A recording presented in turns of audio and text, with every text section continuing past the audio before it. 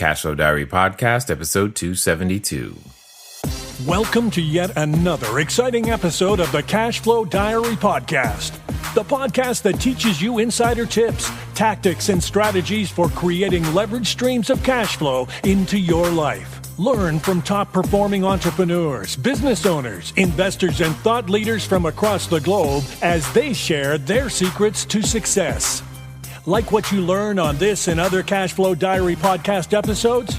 Go to learninvestingnow.com and sign up to receive powerful tips and information that will help you succeed as an entrepreneur and investor.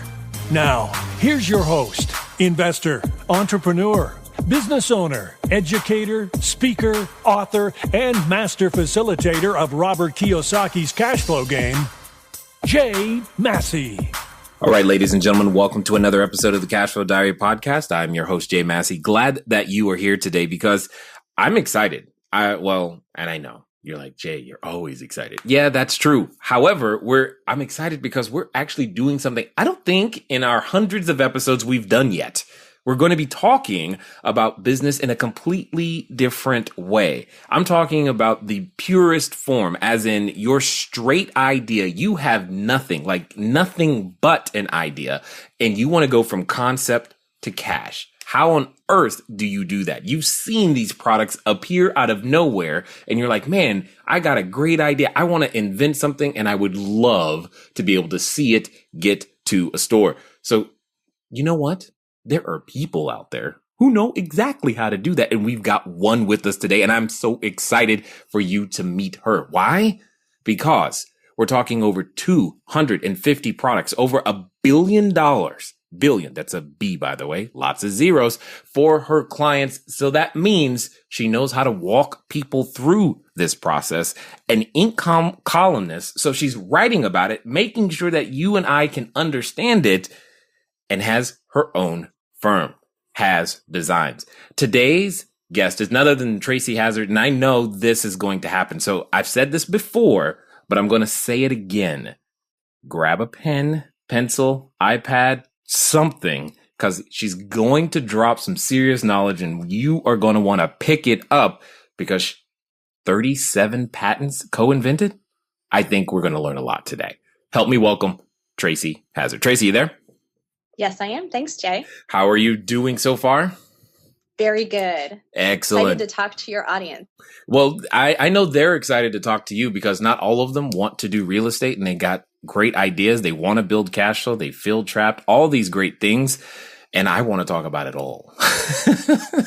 Well, everybody's got Shark Tank fever. You see it. You think, I could do that. I could make the next great thing. Indeed. And so I hear it all the time. And people stop me and like, really? You have patents? Oh, I want to talk about this. I think it's a great idea. Yeah. That's the trick. Yeah. Indeed. Now, before we get too far into that, here's what I want to do. I want to take you back a little bit because I tend to think today's entrepreneurs are a lot like yesterday's superheroes. So, you can take Wonder Woman, Black Widow, the Hulk, Superman, Spider-Man, all of these people that are in comic books, etc. They're a lot like entrepreneurs because I think, they get dressed up, they put on masks occasionally, but they use their special skills to save people and help improve the quality of life of those around them. And entrepreneurs do the same thing. But just like superheroes, we also didn't start off with our capes and our systems in place and everything that we now know today. We had an origin story. We began, maybe we didn't get bit by a spider or some radioactive juice, but at the end of the day, we became who we are today. But what I want to know is before the ink magazine column, before the products, before the billions of dollars that you've helped your clients generate, what I'd like to know is, who is Tracy Hazzard? Well, I was just a modest designer coming out of art school, actually, and went to work at some great companies and learned some great things about the basics of launching products and product development in general. And one of those companies was Herman Miller, who, the Aeron chair that is like the symbol of, the iconic symbol of, great office space, the tech office space. So I got to work on that project and, really see what really is involved. And it's extremely difficult to do it at a level of Herman Miller and Apple or those kinds of products. And you don't see that when you go out into the world. Most of the products we've seen are not designed at that level. The ones the ones we all clamor for, the one there's a line around the building for, yes. But most of the products that are made out on the market are just merely sourced and shopped. And there was no one really designing there. So we kind of found ourselves, my husband is my partner, in this like little niche area of being able to help smaller companies put some of those good design practices in place.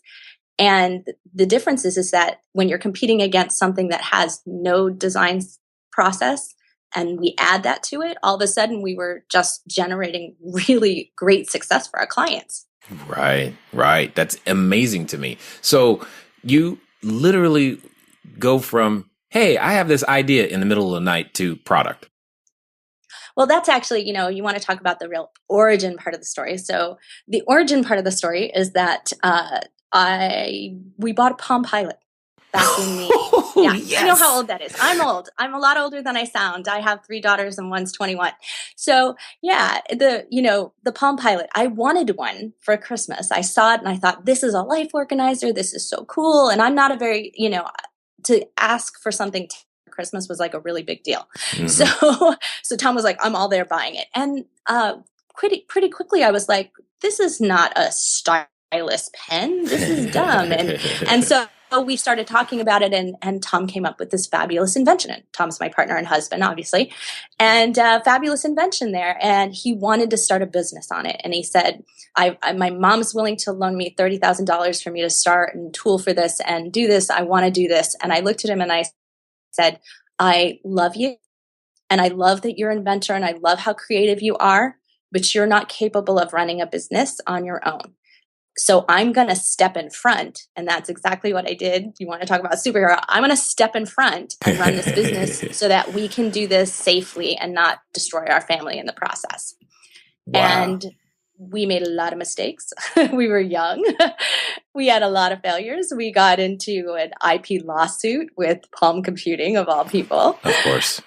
Yeah, like all of these things happened, and we learned from all of those hard knocks things, but we also learned ways to be flexible and successful. And our design process at the end of the day is always what has saved us, has always helped us. Having a system by which we solve problems and we do things and we apply it to every part of business, not just a product.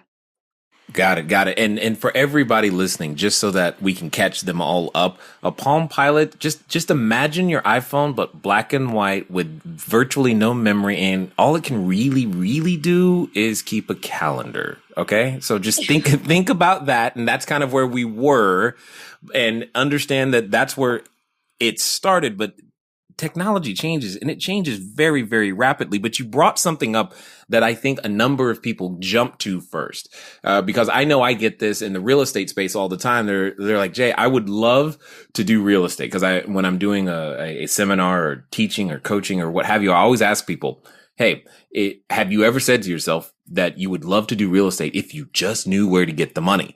Now, you said something that your husband was able to go, to mom. Now, if I go to my mom for 30 grand, that ain't going to happen. That's what I know. And I know there's a whole bunch of people who are saying that exact same thing. That was like, that's great.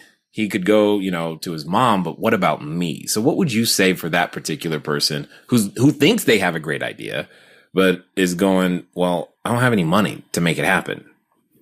Well, I hate to break it to you, but the reality is that you have to start there. You have to start friends and family. You have to tap debt, do debt financing.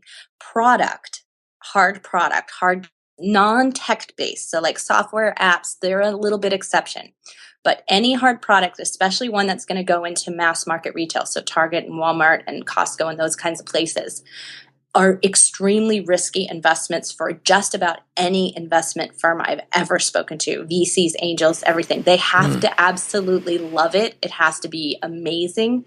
And chances are really good that you won't be able to demonstrate that without spending some money to get there first. Interesting. So are going to have to find someone with some pockets or some way to generate some cash, or ways to do it very inexpensively. And that is really what is changing over the last, I'd say, 6-8 years, is that there are so many ways to do it at a much lower cost. Things like 3D printing and rapid prototyping and all of these things have made being able to prove that you have a product actually accessible at something that's not hundreds of thousands of dollars, but something that's just a few thousand.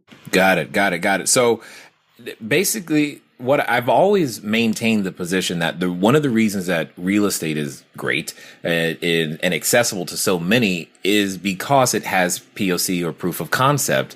And that it comes built in. I don't have to prove that, hey, people would like to live in buildings, because, well, that's kind of obvious. It sounds like to me that what you're saying is that you're just going to have to spend some money to get to that same stage to prove that people would actually want, use, and actually pay money for whatever your widget is. Is that accurate? Yeah, it is. We have a process that we use. It's a 7-step process, and I'll share that with you in a minute. But the first stage is prove it. So you prove it before you actually ever even make anything. And that is a really unusual way for an inventor or product designer to do it. And most people are shocked at the fact that I say that. But hold on. That would seem like it would remove a lot of the risk if you can do that way.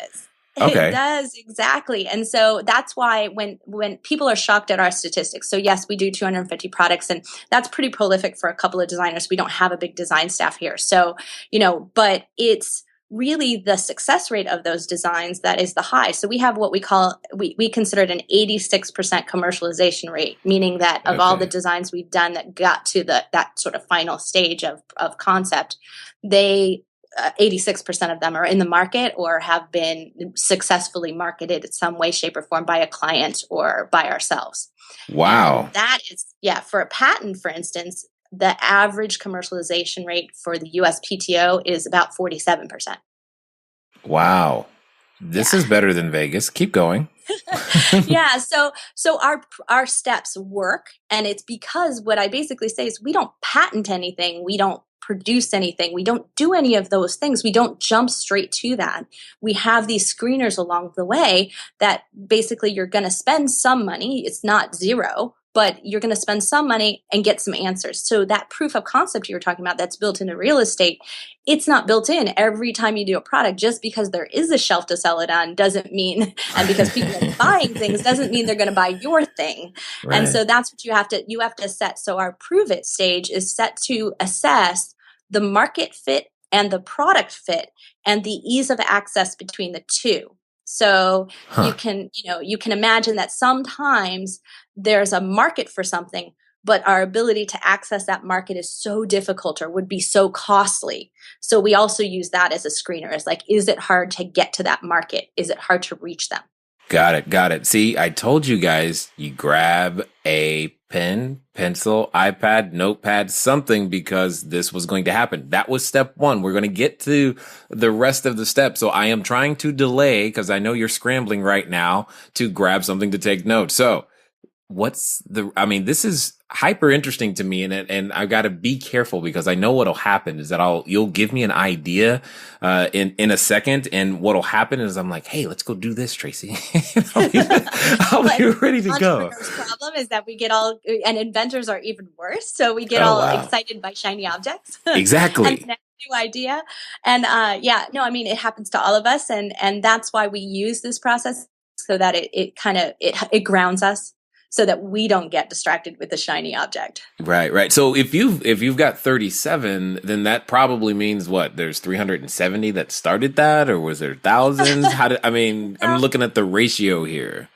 Yeah, no, not everything is patentable. It just doesn't happen like that. So, out of those 250 products, there are, not even 37 of them, there might be a couple of patents per product on a couple of them. So, it doesn't really work quite that way. We don't really use patents as the crux of everything we do. When it fits, we do it. And it just helps us with competitiveness and helps us with being, getting something acquired. So if you want something to be bought out later, if you have an exit strategy for acquisition, you have to have some intellectual property. You have to have an asset that goes with it. You guys understand assets in real estate quite well. But if there's no asset base to it, then it's really hard, then you are always getting devalued. Right. Yes, got it. And the interesting thing about this is that it's your process of building the asset that has me intrigued, not so much the process of selling the asset, although I'm sure there's more there as well, because as real estate people, you and I, we actually do the same thing. We just have a different process. Instead of a patent, I'm going for title. That's it. It's kind of the same thing. And I'm just listening to you. And I'm just like, this is interesting. So what happens when tonight, in 30 minutes, I wake up with a great idea? How on earth do I even get to a stage of how do I prove something that doesn't exist? It seems so counterintuitive to me right now that my brain can't even go to like, what's step 2? It's like, how do I prove it? Here, test my widget that doesn't exist. I don't get that. Well, think about it this way. If you were to find a property that you thought was really great, are you going to drive your mom by it and say, hey, Mom, what do you think? No, you're going to drive an expert by it, right? Yes. It's the same thing here, is that you have to think about, okay, well, I have an idea. And let's say I have an idea, right? We're working on one that right now. So we have an idea for how to do a different kind of bike helmet for girls. Okay. That's the one we're working on. My 6-year-old who came up with this idea that her ponytails don't fit in her helmet. Okay. Your 6-year-old. This is great. Yeah. So this is her concept. And I try to engender in my girls this entrepreneurial and invention spirit. So when she says this to me, I say, okay, well, let's start solving the problem and let's think about it. But first, before we figure out the solution, let's validate whether or not that really is a problem for just you, or is it a problem globally? Okay. And so we do things like we just simply do a Google search. We do things like we check it on Amazon. We check for these things out there. And a lot of investors believe that they don't want to invest in something that they've never seen before somewhere. So if you don't see it anywhere, a lot of times that's a really big flag. If you see it, but you know that it's inferior, it doesn't have this feature, then you might be on to something. So then move to the next stage, and that is to validate that special thing. What is special about what you want to do? And that's the concept you're testing. So you're really not testing a thing yet. You're testing an idea. So, and you're testing where that might play. Who's the market for that? So in our helmet example, if I couldn't get to moms, then if it only would sell to girls, how am I going to access them? They don't have, they aren't online. They don't have credit cards. Like if that was really who you were marketing it to, then that's not a fit. But knowing that moms are the ones who buy these, do moms care about this? Do they know that that's a problem? These are questions you can ask, but you could do it simply the way that we did it, which was simply ask the question in a survey. And there are lots of online and mobile devices that have a network of people that in any demographic, you can ask them questions. And it's just a quick survey. So for a couple $100, I can find out whether or not what moms do when their daughter's hair doesn't fit in their helmet. Do they let them not wear a helmet? Do they change the hairstyle? Do they make them suffer with how it hurts? What do you do when that happens? And you give them ABC choices and you see what occurs. And that's kind of just the simple way to go about it. The problem is a lot of inventors get kind of scared that they're letting their idea out of the bag. Yeah. And we don't believe that. We think that if an idea is good, then you need to validate it. And the challenge to anyone is taking that idea to market. That's the hard part. So if you're on a running path to do that, and that's what we do, is we try to do it really fast, no one can catch up to you. Huh. So, okay, you bring up a couple of things that are going through my head, because again, my frame of reference is always it's real estate. That's what I'm thinking. And typically it just sounds like you're doing your due diligence part kind of on the front end before you actually produce something. Whereas I like to do it after I've got something under contract and I know like, okay, cool. Now it's time to do the work to validate that this building, this apartment, this commercial property is like good in some way, shape, or form. But it sounds like you're doing that on the front end to trying to eliminate the idea before you get too far down the process. Am I close? Yeah, no, you're exactly right. And there's two reasons for that. The one is that in your case, you're still not bound. If there's Right. a problem in the deal, you can still get out of it. But in the case of a product design and an idea that you have, you will have to spend money to make it. So you'll have to spend money to get to that stage of due diligence. I see. So we want to avoid that as much as possible in the process. And so any way we can do that very inexpensively, we try to do that. And then the second part of it is that, think about it this way. What if you fall in love with the property? I try not to. That's a bad thing. You start to fall in love with your idea. It becomes your baby for many, many people. Now, for me, 250 products later, I can take or leave just about any one of them. You kind of lose that sense. But when it's your first or when it's, in there, you fall in love with it. And so we don't want to fall in love with something because then we're going to get too attached to something that might fail. Yeah. Now, how long is that process though? Like to go, hey mom, I've got this idea to it. I don't know. I don't even know what the next step is. I don't even know what to say. So like it just in my head, I'm like, I'm always ready to sell something. So it's like from the time I've had the idea, I'm like, let's sell it tomorrow. That's my proof. But there seems to be so much more before I get that far. And I'm just like, how long is this? Well, that's a great question. And it just depends on the product and what it is. And our process applies to services. So if you were doing like a coaching package or a service package, and we actually did this a year ago when we started our podcast. So I did all the research. I did all the look. I checked out the niche. I checked in with all the people and said, is this something you want? Would you be interested in this topic?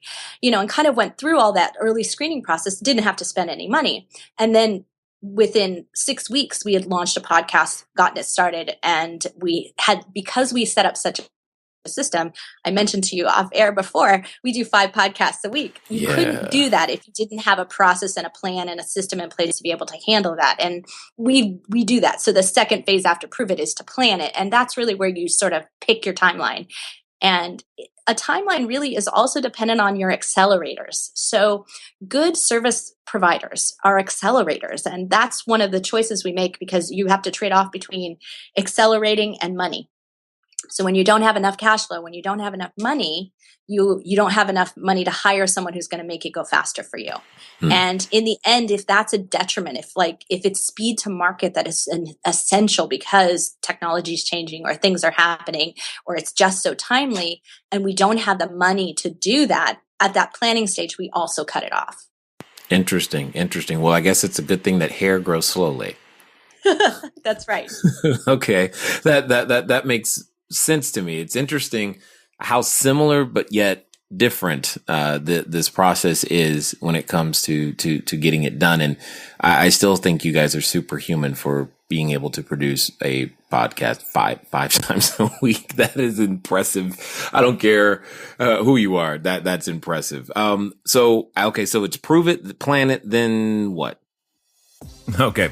You have probably figured out that one of the greatest things that you have at your disposal is, your mind. And that's literally what we're talking about. Those great ideas that are in your head and bringing them to a stage to where they actually become a product or service or something of all of those great things. And I don't know about you, but that makes me excited. It means you are really, really wealthy. You have a ton of wealth inside of your mind if we can just figure out how to mine it and get it onto the other side. This is amazing. What is possible, dare I say probable, when you put yourself in the right mindset. So here's what I'm going to do. One of the things that I've done is I put a collection of ideas, also known as a book, together. It's Cashflow Diary, 10 Steps to Creating Wealth in Any Economy. You can grab a free PDF copy by going over to cashflowdiary.com/free book. Cashflowdiary.com/free book. And you can begin to glean some of the ideas that have been put together. Choose the ones that work for you, spit out the rest, but more or less, go and make something happen. That's where the rubber meets the road and the difference begins to be for you. Let's get back and find out what the rest of this system has in store. Price it. Oh, good Lord. How on earth do you figure that out? Well, so it's because we don't do by a cash basis costing. So we don't look at it that way. We don't look at it as this is a product and it costs us this much to make it. So it's not a cost basis we're going on. It's a market basis. So when we look at the market and we say, okay, we want to make a helmet and the average helmet is $29. Okay, can we do what we want to do that's special and keep it in that price range? Or what we have is special enough that we can add 20% to it and go for a higher end market. Or is it just not special enough at all and it has to be cheaper than the market price? So we look at it from that perspective, and we have to validate it, but we essentially set a target price and a target cost. So we also have a cost of goods. And that is the tricky part, because most people, like if you're pricing out a service package, this is where I see people go so wrong. Entrepreneurs really blow this all the time. Is they say, well, it would be so great if I made $100 an hour. Yeah, that's awesome.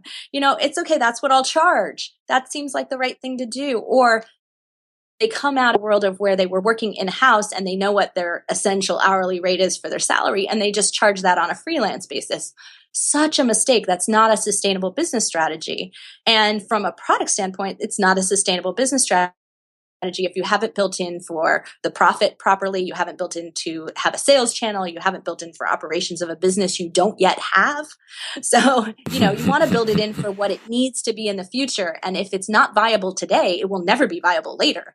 So that's what we look at. And that's another screening point, is if it's just not possible to make it in anywhere close to that cost range, then we kill the product. Yes, it sounds like lots of product murdering is going on over there. I mean, it's like, wow. There's so many new ideas. It's just, this is, and sometimes products come back up, like ideas. We don't throw them away completely. They're pinned up somewhere, stuck in a sketchbook. They still exist because sometimes technology changes and make it possible for us to be able to do something we couldn't do 2 years earlier. Got it. Yeah. Well, yeah, totally. Like even this conversation when it comes to technology and distribution. It could happen. It could happen that you had a property and the neighborhood resurged and now it's viable and it wouldn't have been before. So you always don't, you don't shelve anything. You go back, and if you really liked something and you thought it had potential, you'd go back to it. Agreed. Totally understood. Now, I just gotta ask. It's not, how do you wake up one day and say, hey, I want to help inventors get their products to market? Like, really? No, it kind of creeps up on you. You're talking about being a superhero. You find out that that is your superpower. Like, I could sit there and look at a product and go, it's not going to make it. I'm sorry. Wow. And, we call it the ugly baby syndrome. So that I am really good at telling someone that your baby's ugly in a really nice way. And, and when you don't believe me, then I give you I'm good at giving you a place at which you're going to go and get the same answer that I already came to. And then some, it's finally, don't ask your mom, don't ask your friends, don't ask your family, because either they're going to say, all say yes or all say no. It depends on how supportive they are of you as an entrepreneur. When they're afraid for you, they say no. Oh no, that's a bad idea. Right. But when they love you and they support you, they'll say yes, no matter whether it's a good idea or not. And so you have to find a way to get somebody to tell you objectively. Got it. So then I'm going to ask you the question I get like 4 times a week, if not a day, which is so difficult to answer, but is a question that happens all the time.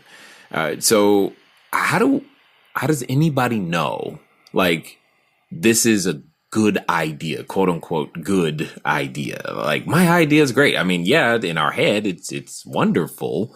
Like, is there a way that any person, like, on their own can just go, yeah, that one's good, but I should try something else different? Or is this process the only way to figure this out? I haven't found a good way, because every time we do products, it's always in a different category for different clients. So it might be, one moment it might be in the juvenile section of the store, and the next moment it might be in the high tech section. So you can't be an expert in all areas. I think that we just use the criteria development. So we design from it. So we use it as a screener, but we also use it as a way to say, is this keeping with the brand integrity? Is this keeping with the design integrity? Is this still expressing all the specialness about it? And if all along the way you start sacrificing those things and there's compromises being made, you're going to miss the mark. But if you keep it going and all of those things keep validating it, you should be feeling more and more confident in the process. And there should be more and more people you're tapping along the way too. As I mentioned, those accelerators, when you're tapping them, their job is really to watch out for landmines, to make sure that you're not stepping into something you shouldn't be doing. And that's the best kind of consultant you want to bring in, is someone who's going to warn you of all those things that might go wrong on your path. Because when you don't have, and we call it not having a lot of runway. So you got to launch with a very short runway when you don't have a big cash flow. And so when you've got that short amount of cash flow, your decisions have to be tighter. You have to make every decision right, because not making those correctly is fatal. It's, a big company can make tons of mistakes. They can hire rookies, and their systems in place either fix them, they have double check systems, or they just throw more money at it and they can advertise and market on the end and make it right. Yeah. An entrepreneur can't do that. So you have to trust that the process is going to work for you, and that all along the way, you're going to feel more and more confident in it. And when you don't, you have to listen to that intuition. And I think that's the problem. Most people, they get, siloed, and they get like blinders on, and they think, I'm going for this goal and I said I was going to do it, so I'm going to keep going on it. And they're not taking enough of that feedback in. And I'm not saying, take it all in and say, oh my gosh, you have to take it in and say, does this resonate? And does this fit with, do they really understand what I'm going for, or are they missing it? And if they're missing it and you still really believe in your product idea, then you have to take that as a sign to do something different, re-engineer, remarket it, remessage it, because they're not getting it. Yeah. So if you still really strongly believe in it, you do still have to take it as a criticism and constructively do something with it. You said something that I thought was interesting, and I want to pick up on that at this particular moment, is that this doesn't apply just to a physical product, but it also could apply to a service offering as well. Could you expand on that a little? Yeah, I mean, we do it the same way all the time. So when we offer, a consulting package, we actually do the same process for it. We're figuring out, how are we going to package something together? If it's a seminar, a course, a webinar, whatever those might be, we look at them as the same thing, because you always have to go through it. The only great part about it is it's always a lot more flexible. You can always just make a few changes and then see if it's right. Make a few changes. So it didn't cost you as much. It's a lot easier to do. Use it the same way, and we still make sure that everything is meeting its brand integrity, its product integrity, and is fitting what we're doing. And when we find that happening, we always know there's a great market fit, and when there's a great market fit, stuff sells. Yeah. You know what? I think you're going to have an interesting perspective on this next idea or concept that I'm thinking about, because I believe this it prevents a lot of people from moving at the speed that they should. And more importantly, it gets in their way. But I'm betting that you have a different perspective on failure or failing and failure events than what most people do, because there's got to be so many iterations of everything to everything that you ever bring to market. I'm interested to hear your perspective. Yeah, I have a high tolerance for it. I mean, that's really what happens over time is you have a high tolerance for failure. You have a high tolerance for the speed of discard, as you put it, throwing ideas away. You have to have a high tolerance for it. But there's a famous quote that Edison said he figured out 1,000 ways not to make a light bulb, and only one way that worked. And that is really the sort of design, iteration, and invention process works like that. And we call it iterative. We do it again and again and again, and we refine constantly in the process. So for us, failure is learning. And it becomes that way. And it is something that we've been doing since we were educated in college. And you get to a stage at which you just can't accept that. That doesn't mean I like to fail. I've had some big failures in my life and we're not too happy. I owned a retail store and it just, as much as I could, I just couldn't make it work from a cash flow perspective. And I had to shut it down. And so there's failures in there along the way. And you learn from those, though, how to do something different and how to do it in a way in which most people can't intimate. So you can try to model someone and try to learn it, but you don't understand why it happens. And I believe that you should absolutely follow in somebody's footsteps who's done it right before. But when you start to deviate, you have to know that you're putting yourself up for failure risk because you don't maybe have the information on why they did what they did. Yeah, I totally get that. I often ask people to imitate before they innovate for that very reason, because you don't know what that failure event is waiting around the corner has for you. That's it right. could be quite an interesting experience. Now, there's something else that I'm picking up from you that I often tell people, especially when in their marketing or developing relationships or hunting for investors and all these things that we have to do as real estate entrepreneurs. And because oftentimes they think I just want to find the people with the big money, or they think that that has more to do with the amount of, their success is tied to how much money somebody has or how much money they have to invest in something. But you are talking more about processes and sequences. And that's something I tend to focus on a ton, is like, it's not so much what you're asking people to do, it's when and what order that makes a huge difference. And I'm sensing that you've got a similar philosophy. I do, because, actually the investor model, we took investors when we had our stylus pens for handheld computers back in the late 90s.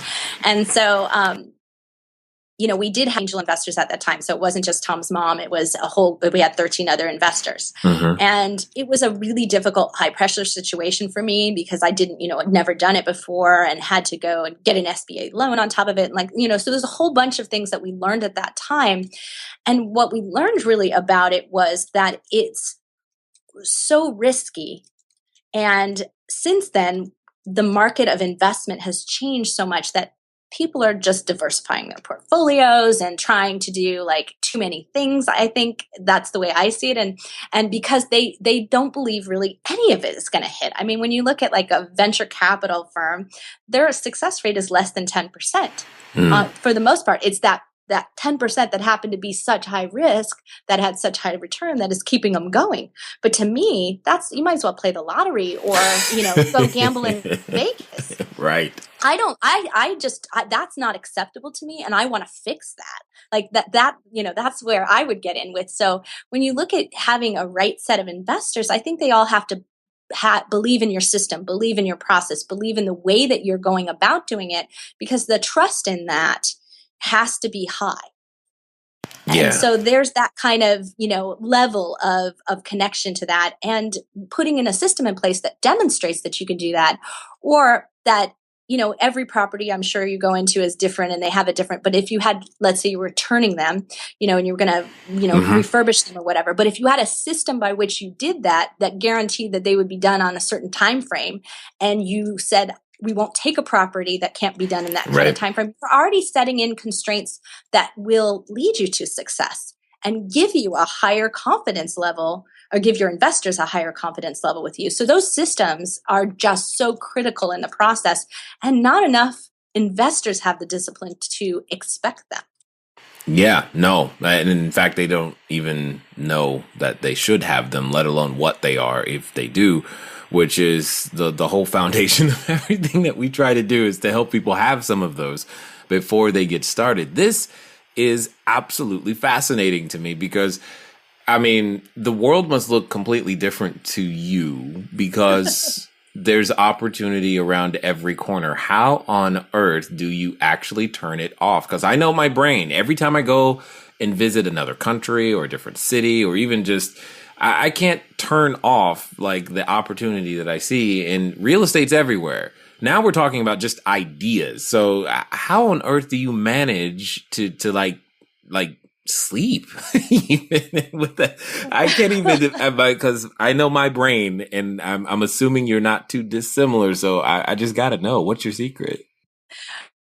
Well, interestingly, just this past week, I wrote an article in Inc. about how creatives don't sleep enough, that we're genetically predisposed not to sleep. Okay, there we go. That entrepreneurs might be similar. Yeah. And so, yeah, I know. I always joke that, my family realizes that I don't sleep enough, and they gave me 2 copies of Ariana Huffington's book Thrive for my birthday this past year.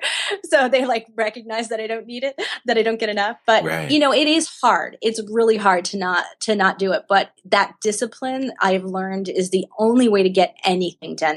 And if at the end of the day my regular business isn't profitable, and if I'm not able to kind of float all that, then I can't do the successful, exciting, futuristic products and projects I want to do if I don't have a strong base underneath me.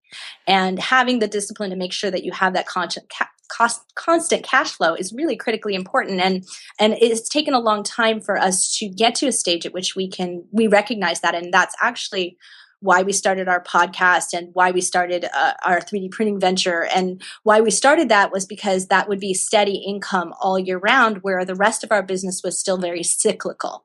So we found an alternate cash source, and we built a whole, we made it a project, and we made it a priority, and we built it in place, and we had a 1-year plan for it to happen. And we met our goal, because this past week we just took on our first advertiser for our podcast. Woohoo!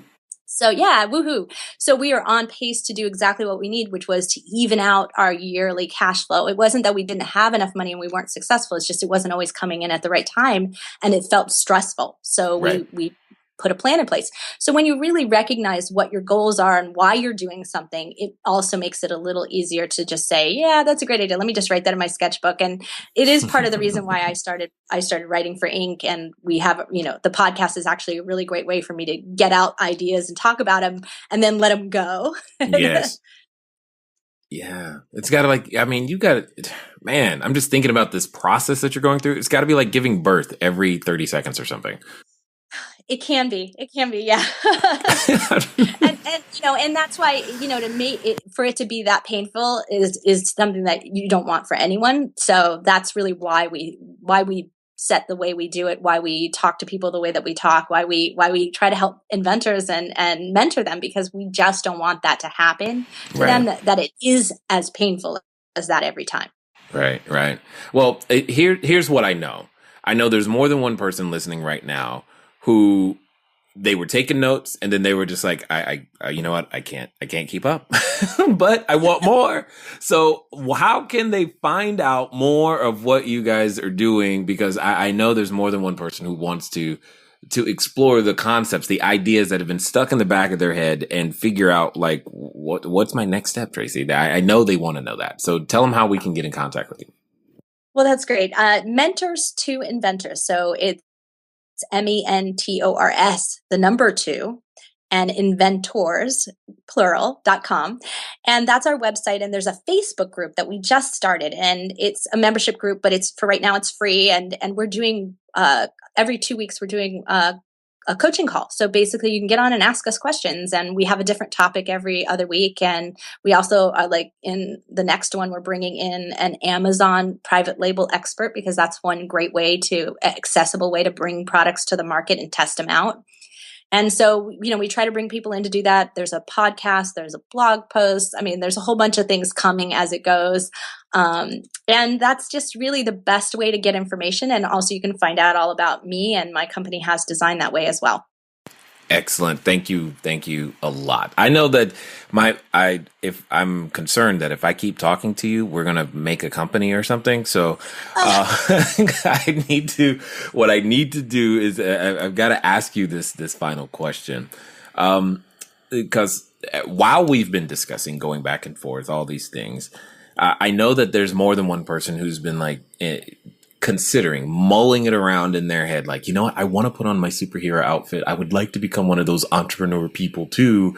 But they have in the back of their mind, Tracy, that voice. And I know you know that voice. You've done battle with that voice that comes up probably with every one of your clients, and you have mentored people and helped them squash that voice, or at least still make progress in spite of it.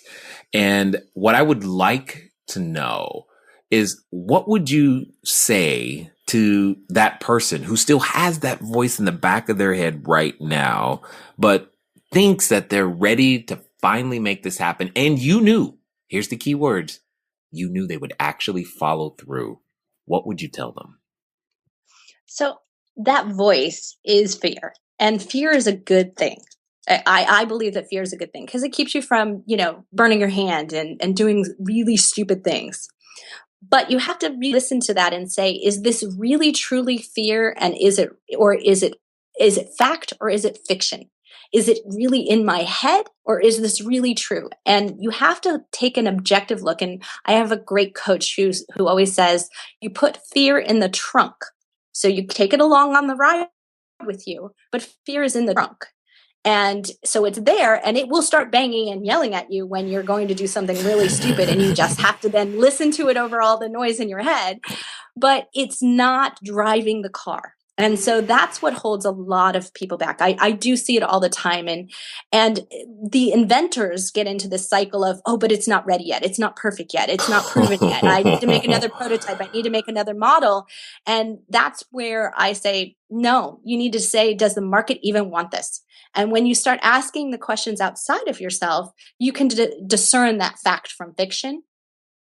But it takes a tremendous amount of confidence in yourself to step out there and be an entrepreneur. And it takes even more, I think, confidence to be able to say, I know that I'm not okay with running my company. I know that I'm good at inventing and coming up with ideas, but I need somebody to help me with operations. Asking for help is even a harder thing to do, but critically important.